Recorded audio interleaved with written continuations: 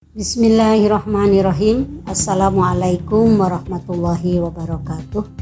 Alhamdulillah kita berjumpa lagi dalam pembelajaran akidah akhlak. Dan kali ini kita masuk pada semester 2 yang tentu saja materi merupakan lanjutan dari pembahasan semester sebelumnya. Dan pada pertemuan sekarang yaitu bab 6, pembahasan tentang akhlak pergaulan remaja. Kemudian selanjutnya di sini kompetensi dasar yang harus dimiliki dalam ranah kognitif adalah menganalisis akhlak pergaulan remaja dan upaya memilikinya. Sedangkan indikator pencapaian kompetensi ada 3. Yang pertama, mendeskripsikan pentingnya akhlak pergaulan remaja. Kemudian yang selanjutnya menelaah bentuk-bentuk akhlak terpuji pergaulan remaja dan upaya memilikinya. Kemudian selanjutnya membagi bentuk-bentuk akhlak terpuji pergaulan remaja dan upaya memilikinya. Selanjutnya di sini tujuan dari pembelajaran. Setelah mempelajari dan menyelesaikan materi, maka diharapkan para siswa di sini mampu yang pertama menghayati pentingnya akhlak terpuji dalam pergaulan remaja. Yang kedua, mengamalkan sikap bertanggung jawab dan santun dalam pergaulan remaja. Dan yang ketiga, mengimplementasikan akhlak pergaulan remaja. Dan yang keempat, menampilkan contoh perilaku akhlak terpuji dalam pergaulan remaja.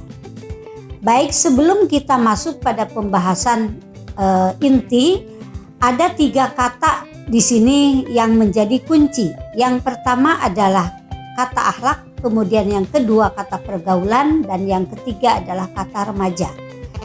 Apa itu pengertian dari ketiga kata tersebut? Yang pertama adalah akhlak. Akhlak adalah suatu keadaan yang melekat pada jiwa manusia, yang darinya lahir perbuatan-perbuatan yang mudah, tanpa perlu pertimbangan, tanpa perlu pemikiran, bahkan tanpa perlu penelitian terlebih dahulu. Artinya ketika ada seseorang melakukan satu perbuatan tapi masih dipertimbangkan, masih dipikirkan, bahkan diteliti terlebih dahulu, maka itu bukan termasuk akhlak. Hal ini serupa dengan pengertian yang disampaikan oleh Imam Al-Ghazali, bahwa akhlak itu adalah sesuatu yang dilakukan tanpa perlu pertimbangan dan tanpa perlu pemikiran terlebih dahulu. Lalu kata yang kedua adalah pergaulan. Pergaulan memiliki pengertian adalah proses interaksi antara individu dengan individu atau individu dengan kelompok. Jadi di sini seperti hanya seseorang yang ngobrol, seseorang yang berbincang-bincang, maka itu sudah termasuk interaksi atau adanya proses gitu ya. Sudah melakukan proses dan biasanya interaksi di sini baik bisa secara lisan maupun secara tulisan. Nah, zaman dahulu mungkin interaksi dengan tulisan itu suatu hal yang penting. Seperti orang yang jauh mau menyampaikan informasi, maka biasanya lewat surat, kemudian dikirimkan lewat pos. Tetapi dengan kemajuan zaman dan kemudian teknologi yang sudah lebih canggih, maka sekarang mungkin sudah tidak ada interaksi lewat tulisan. Dalam arti media yang mungkin berkembang lebih canggih sekarang sudah sangat banyak medianya. Ya, kalau tulisannya tetap tulisan karena kita akan mengetik gitu mungkin di gadget kita. Nah, itu kan sama tulisan, cuma mungkin medianya yang sudah lebih canggih, bisa lewat WA, bisa lewat Facebook dan lain sebagainya. Lalu yang ketiga adalah remaja. Remaja adalah kelompok manusia yang baru tumbuh dari masa kanak-kanak ke masa dewasa. Nah, rentang usianya antara 13 sampai 19 tahun. Atau mungkin kalau dalam tingkat pendidikan yaitu tingkat SLTP sampai SLTA.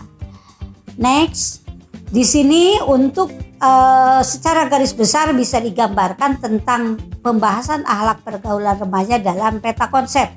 Akhlak di sini terbagi menjadi dua. Yang pertama akhlak terpuji atau mahmudah, kemudian yang kedua akhlak tercela atau mazmumah. Tapi yang akan kita bahas adalah akhlak terpuji. Kemudian yang selanjutnya yang kedua, bentuk akhlak terpuji dalam pergaulan remaja. Ada 4. Yang pertama menjalin persaudaraan atau ukhuwah. Di sini menjalin persaudaraan sangat penting, jadi tidak akan terjadi kedamaian, tidak akan terjadi kerukunan kalau ukhuwah tidak ada atau persaudaraan tidak ada. Contoh mungkin lingkup yang paling kecil adalah keluarga. Di situ ada ayah, kemudian ada ibu, ada anak. Maka kalau tidak terjalin persaudaraan, maka tidak akan terjadi kedamaian, tidak akan terjadi kerukunan, bahkan mungkin kenyamanan. Kemudian yang selanjutnya B, mengembangkan wawasan keilmuan. Mengembangkan wawasan keilmuan di sini menurut Jean Piaget adalah kelompok remaja berada pada operasional forma. Artinya operasional forma di sini satu hal yang sangat penting sehingga saat itu atau saat remaja bisa dimanfaatkan sebaik mungkin. Maka ketika kita mengabaikan atau berleha-leha atau menyia-nyiakan waktu, maka akan rugi. Seperti dalam pepatah Arab disampaikan bahwa waktu itu ibarat pedang. Jadi kalau pedang atau waktu tersebut tidak digunakan, maka pedang tersebut akan menebas kita. Kemudian yang ketiga, mengembangkan sikap saling menghormati dan menghargai atau tasamuh atau juga toleransi. Jadi toleransi itu adalah menghargai atau tenggang rasa dengan sikap saling menghargai atau menghormati. Jadi dalam keadaan yang mungkin tidak nyaman atau tidak menyenangkan, tapi kita berusaha untuk bisa berdamai dengan situasi tersebut. Kemudian yang keempat, bijak dalam menggunakan media sosial. Artinya media sosial pada saat ini merupakan satu media yang sangat penting yang bisa dimanfaatkan oleh para remaja di sini. Dan bijak di sini artinya digunakan dengan manfaat untuk menambah wawasan keilmuan atau untuk sarana belajar. Kemudian selanjutnya 3 dampak positif dari akhlak terpuji dalam pergaulan remaja.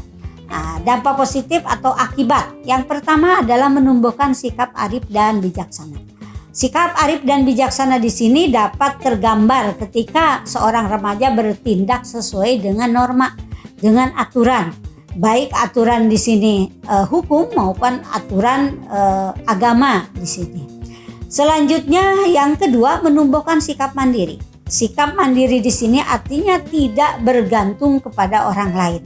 Maka remaja yang memiliki sikap mandiri akan berusaha sekuat mungkin sesuai dengan kemampuannya untuk melaksanakan apa yang menjadi tugasnya. Nah, kecuali kalau dia sudah tidak mampu, maka dia akan meminta bantuan kepada orang yang mungkin lebih tua atau dewasa. Kemudian yang ketiga, menumbuhkan sikap tanggung jawab. Sikap tanggung jawab di sini adalah kesediaan atau keberanian untuk melaksanakan tugas yang diembankan kepadanya dengan menanggung segala resiko yang tentu diakibatkan dari satu tanggung jawab tersebut. Jadi tidak lari dari tanggung jawab ketika ada masalah. Next, yang keempat adalah membiasakan akhlak terpuji dalam pergaulan remaja. Jadi bagaimana kita membiasakan? Itu dengan cara berlatih. Nah, yang pertama adalah menutup aurat. Menutup aurat itu harus dibiasakan sejak dari kecil.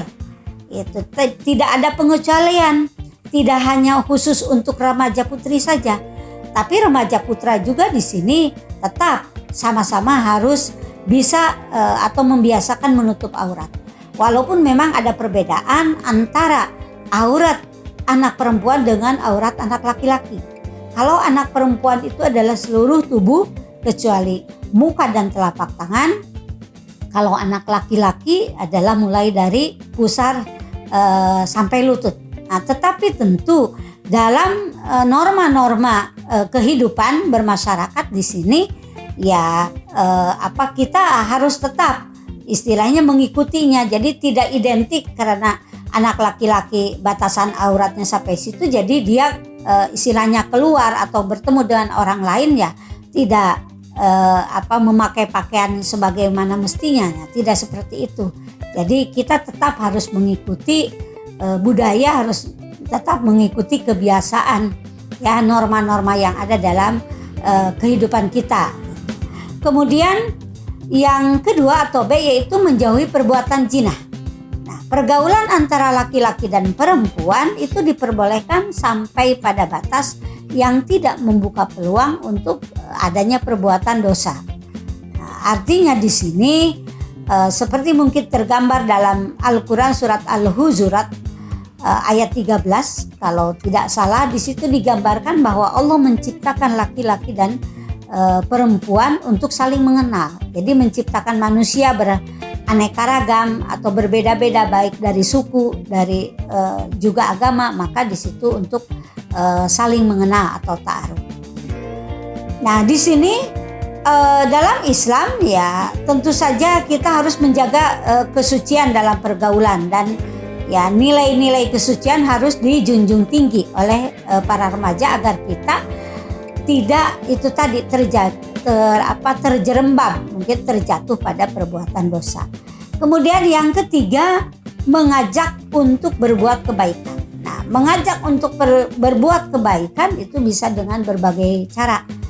Artinya dengan kita mungkin langsung mengajak atau kita mungkin menunjukkan kepada orang lain, dan ketika orang yang diajak melakukan perbuatan tersebut, maka kita mendapatkan pahala dari orang yang berbuat tersebut. Jadi sesuatu kemanfaatan yang sangat besar sekali, karena pada dasarnya kita sebagai muslim itu memiliki kewajiban untuk saling mengingatkan. Ya, salah satunya adalah mengajak itu tadi untuk berbuat kebaikan.